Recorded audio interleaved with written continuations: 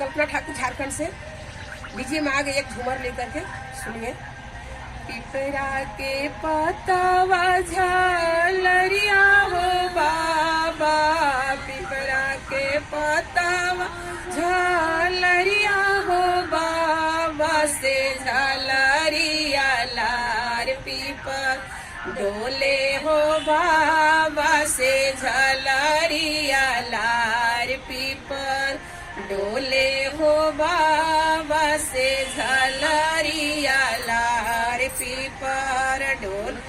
ऐसा न देसवा भी यहिया हो बाबा, से जहाँ हुई है बड़े बड़े काले हो बाबा, से जहाँ हुई है बड़े बड़े काले हो बा।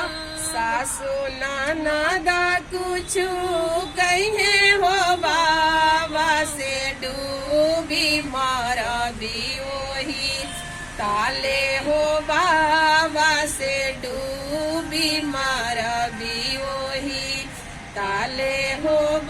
सासू ननदा कुछ कहे हो बेटी, से रूसी नैहरा चली अहा हो बेटी, से रूसी नैहरा चली अहा हो बेटी से। जब हम बाबा रूसी नैहर आई वो, से भौजी मोरा मोरी है में नवा हो बाबा, से भौजी मोरा मोरी है में नवा हो बाबा। जब तोहरा बेटी हो मरिहे में हनवा, ता भाऊजी के नैहर पाहू चाइब हो बेटी, से भाऊजी के नैहर पाहू चाइब हो बेटी। जब तू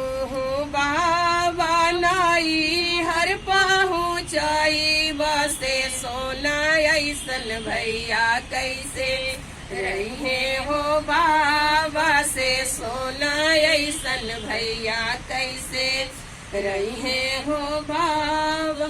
प्रणाम।